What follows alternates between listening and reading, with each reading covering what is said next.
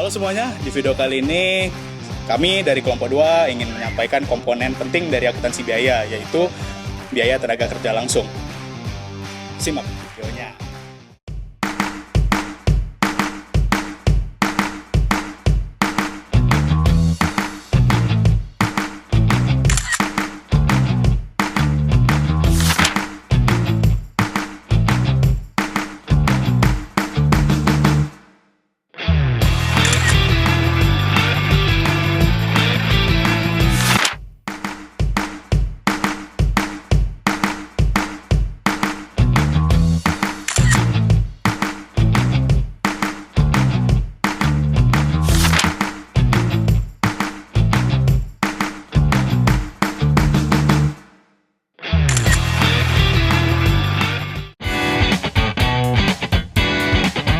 Baiklah, di sini saya akan menjelaskan mengenai biaya tenaga kerja langsung.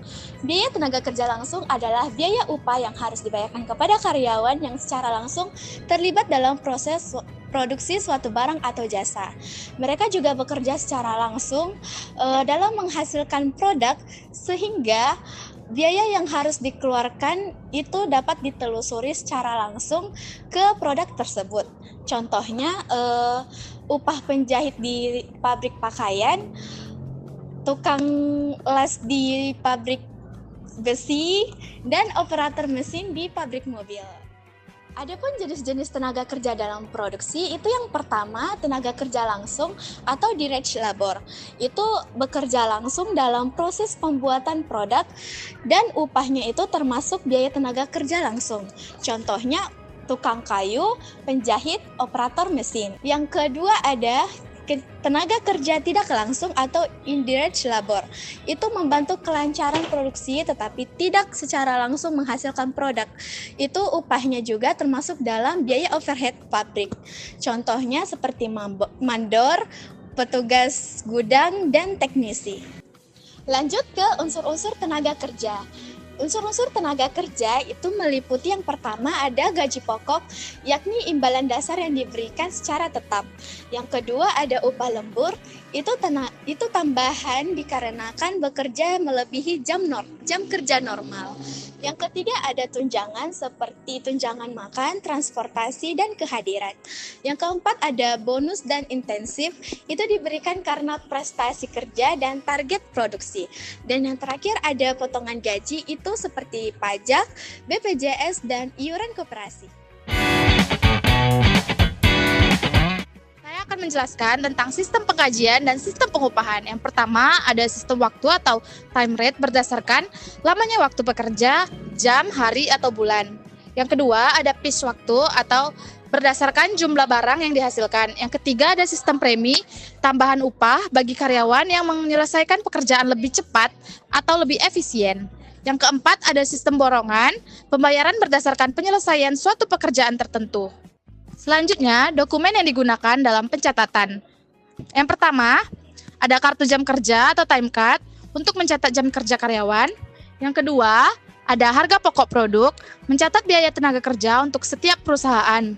Yang ketiga, daftar gaji dan upah untuk merangkum seluruh gaji karyawan dalam satu periode. Yang keempat, bukti kas keluar digunakan untuk membayar gaji. Yang kelima, slip gaji sebagai bukti rincian pembayaran gaji untuk tiap karyawan. Perhitungan upah tenaga kerja langsung. Rumus umum, upah tenaga kerja langsung sama dengan jam kerja normal dikali tarif upah per jam, tambah jam lembur dikali tarif kerja.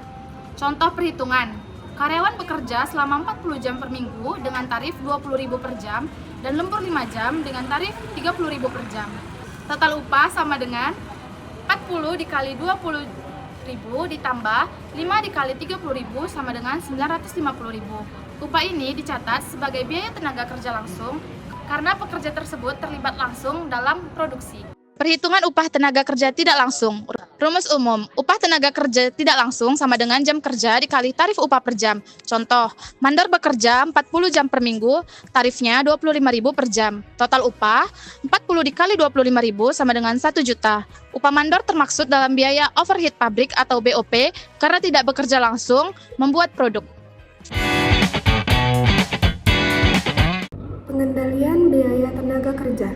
Pengendalian biaya tenaga kerja adalah proses perencanaan, pengawasan, dan evaluasi terhadap penggunaan tenaga kerja agar biaya yang dikeluarkan efisien, tidak boros, dan sesuai dengan standar produksi. Tujuan pengendalian adalah agar biaya tenaga kerja tidak melebihi anggaran. Langkah-langkahnya: 1. Mengontrol jam kerja dan absensi karyawan. 2. Menetapkan standar upah dan waktu kerja per unit produksi. 3. Menggunakan sistem absensi otomatis. 4. Memberikan pelatihan untuk meningkatkan efisiensi kerja.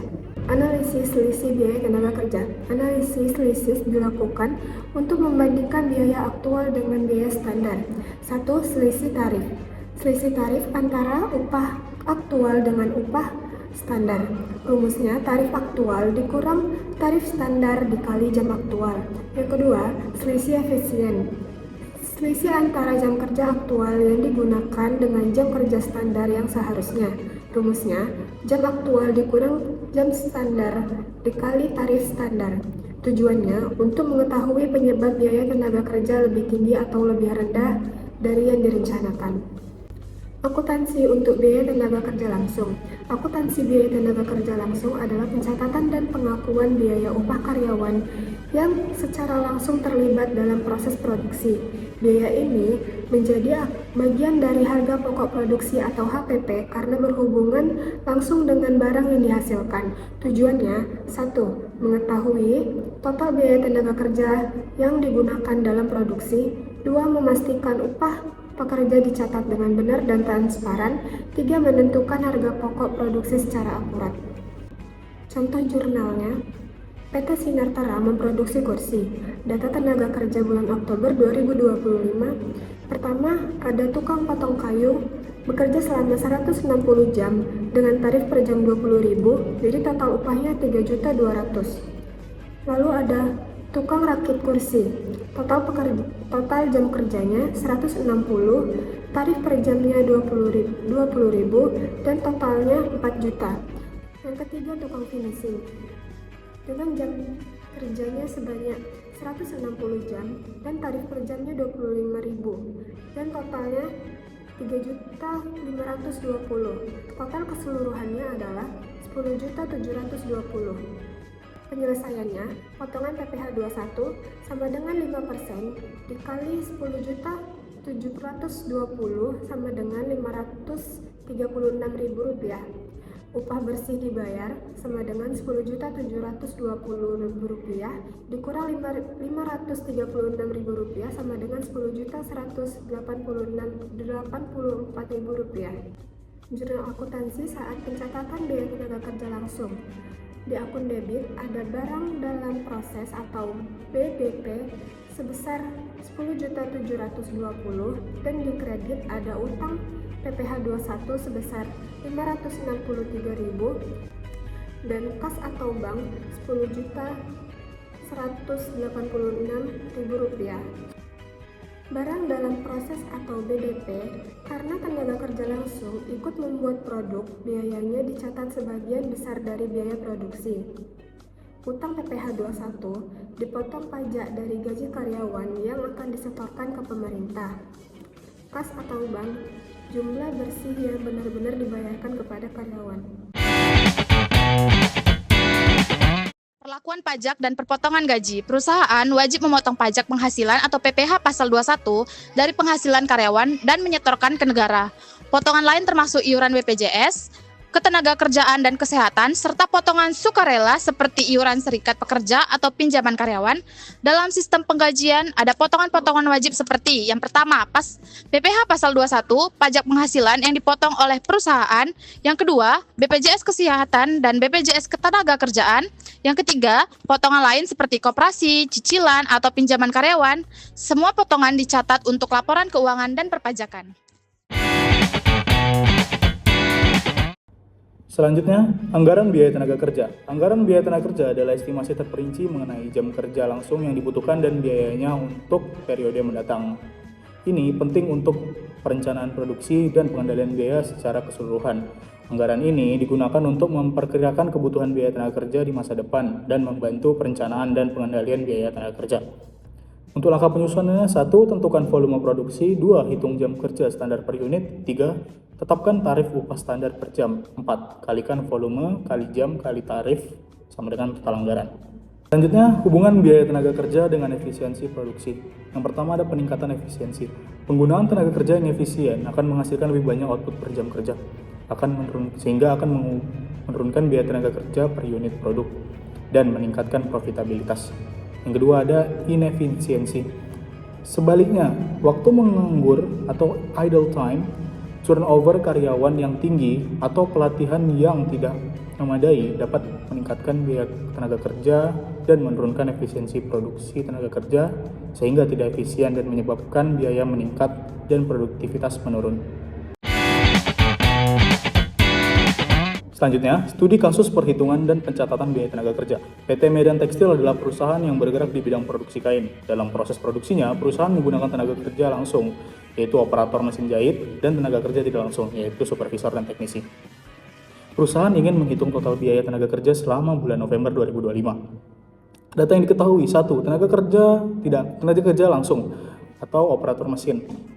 Data yang diketahui: tenaga kerja langsung atau TKL untuk operator mesin. Jumlah operator 10 orang, jam kerja per minggu 40 jam, minggu kerja dalam sebulan 4 minggu, tarif per jam 25.000. Lembur, rata-rata lembur 10 jam per orang per bulan. Tarif lembur 1,5 kali upah per jam. 2. Tenaga kerja tidak langsung atau TKTL, supervisor produksi 2 orang kali gaji bulanan, yaitu 4 juta rupiah. Teknisi mesin 1 orang kali gaji bulanan, yaitu 3.500.000 rupiah. Lembur teknisi 5 jam kali tarif, yaitu 30.000 per jam. Langkah perhitungan: menghitung biaya tenaga kerja langsung. 1. Upah kerja normal. Total jam kerja operator per bulan adalah 10 orang dikali dalam kurung 40 jam dikali 4 minggu tutup kurung kali 1.600 jam.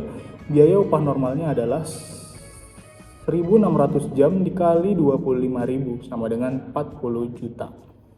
2. Upah lembur. Tarif lembur 1,5 dikali 25.000 sama dengan 37.500 per jam. Total jam lembur 10 orang dikali 10 jam sama dengan 100 jam. Biaya lembur 100 jam dikali 37.500 sama dengan 3.750.000. Total biaya TKL 40 juta ditambah 3.750.000 sama dengan 43.750.000. B. Menghitung biaya tenaga kerja tidak langsung. 1. Gaji supervisor 2 dikali 4 juta sama dengan 8 juta. Gaji teknisi 1 dikali 3.500.000 sama dengan 3.500.000. Lembur teknisi 5 jam dikali 37.000 sama dengan 150.000.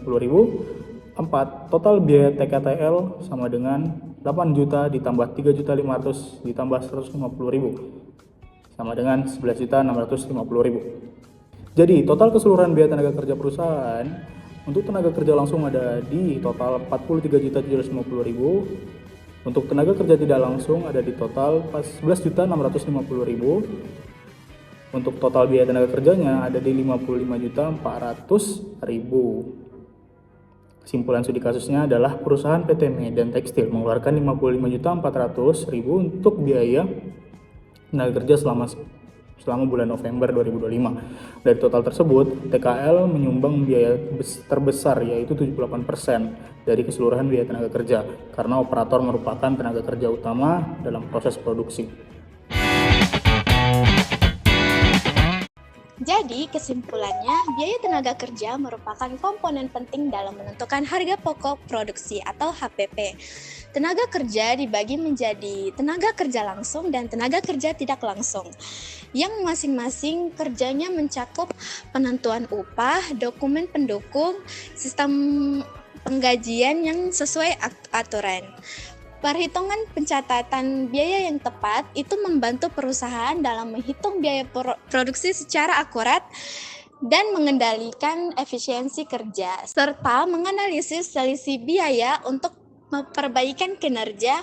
Dan studi kasus yang digunakan untuk menunjukkan bahwa pengelolaan tenaga kerja yang baik akan mendukung efisiensi produksi dan pengambilan keputusan yang lebih tepat. Oke, sekian video dari kami yang menjelaskan tentang komponen dari akuntansi biaya, yaitu biaya tenaga kerja langsung. Maaf jika ada salah. See you. Bye-bye.